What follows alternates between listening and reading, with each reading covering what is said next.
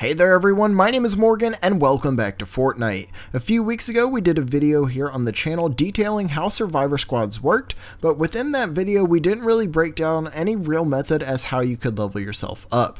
In today's video I will be revisiting survivor squads and explaining the methods my friends and I have used to quickly level our power levels. As always, the link to our community Discord is in the top of the description. If you guys happen to have questions after today's video, you can join and either myself or some of our friends there will help you out. But let's go ahead and get in today's video. First things first, in order to increase your power level, you need survivors and survivor squad slots. As you play and level your commander level, you'll earn skill points, and over time you accumulate research points, both of which are key in getting your power level up. When you earn skill points, you start to invest them into one of the many skill trees, starting with tree 1 and working your way to skill tree 4. When you start investing your points, take a look at where each survivor squad, lead survivor squad, and where the expedition slots are. These should be your primary focuses when you start investing points into that tree. Make a beeline straight for these and only buying the mandatory nodes to access them. Once you have obtained all of the survivor, lead survivor, and expedition slots in that particular tree, and you don't yet have access to the next tree, use these skill points to pick up additional buffs such as Think for your fort stats or hero gadgets like the airstrike. The same should be done with your research tree. Focus on any survivor squad and expedition squad nodes you can and make them your first priority. I'll go over the expeditions and their role here shortly. Once you have access to any survivor squad slot, you need to immediately slot a survivor into it. If it's a lead survivor slot, make sure you have one that has a job match, as you'll obtain an even larger boost to your stats from this, thus making that survivor even more effective. If you don't have a job match on your lead, slot whatever you can there and then immediately replace it if you get a job match. So now that you are slotting your survivors, as you start to progress, there are a few things to take note of. Any white rarity survivors you get, recycle them. They will reward you with minor amounts of survivor experience that you can use to level other survivors. Any green or blue survivors you receive, do not recycle them. Instead, level them up to level 10, but do not evolve them, as you're going to want to save those more valuable resources for better survivors. For most of Stonewood and a large portion of Plankerton, green and blue survivors will be the driving force behind your power level, especially if you have zero intentions of spending real money on llamas. With that being said, if you have an empty survivor squad slot, level up a green or blue to max level and slot it there. If you have one that is a personality match to your lead survivor, they take priority over any other survivor you have yet to slot. Matching personalities with your lead survivor will net you larger bonuses, and of course that means a higher power level. If you don't have a personality match, simply put out a max survivor into that slot until you get one that matches and then replace them. Once you've replaced that survivor, retire them and then use the XP you get back to level up your next survivor.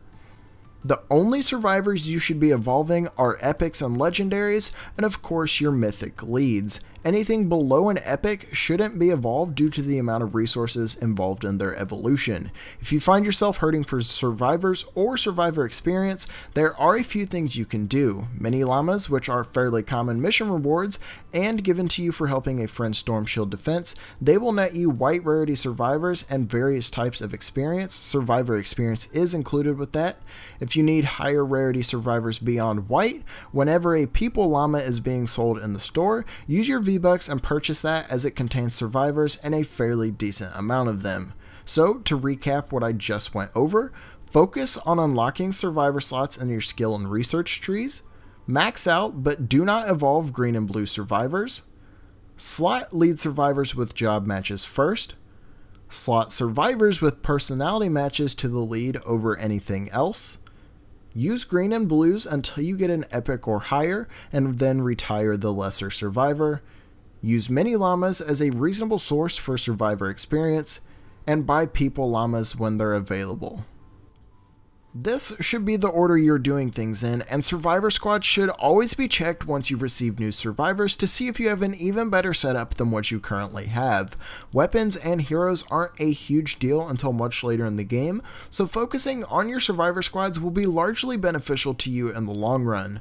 Once you have a substantial amount of survivors, you can start swapping them out and finding good combinations that give you additional stats for matching slot bonuses, such as ranged weapon damage, melee damage increases, increased shields, increased health, things like that you can mess around with once you have a better understanding and survivors to mess around with, but that isn't as important as having the best survivors and the best slots at that time.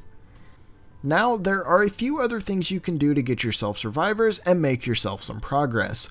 Earlier, I told you to unlock expedition slots and the skill trees. These can also get you survivors while you're not even playing. There are various types of expeditions. Some give you crafting materials, others give you random items, but the one you should be focused on are the survivor expeditions marked by a backpack. Succeeding in these expeditions will reward you with various rarities of survivors. The highest I have seen as of now is an epic, but it may be possible to get legendaries from this as well. I can't give you guys a 100% answer on that.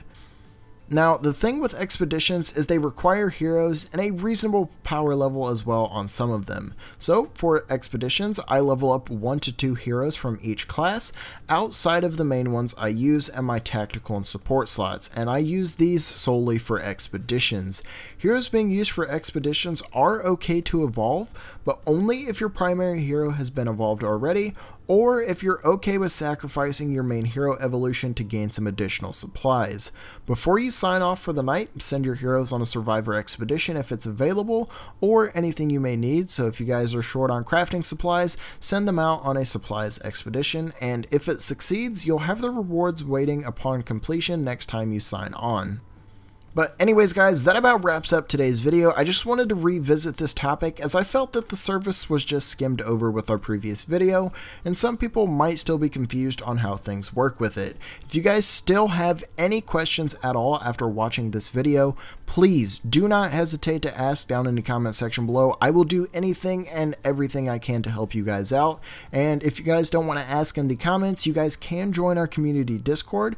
Myself, other members of Split Screen, and our fans will help you guys out with understanding Survivor Squads. I know things in this game can be confusing, but we are here to help if you guys happen to need it. But if you guys enjoyed today's video or found it helpful, a like is always appreciated. And if you happen to be new to Split Screen, be sure to subscribe for everything Fortnite and more. Once again, my name is Morgan. Thank you all for watching, and I will see you next time.